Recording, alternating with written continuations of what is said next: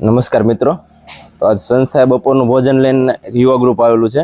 તેમના ભાઈની આજ પુણ્યતિથિ છે, પ્રથમ પુણ્યતિથિ છે. કહેશો બે શબ્દ ભાઈ તમે?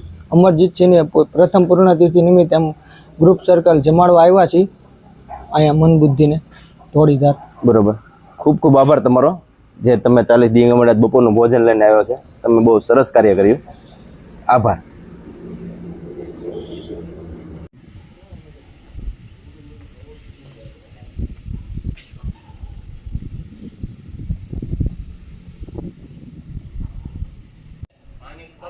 मोटर चालू करेंगे तब आएगा।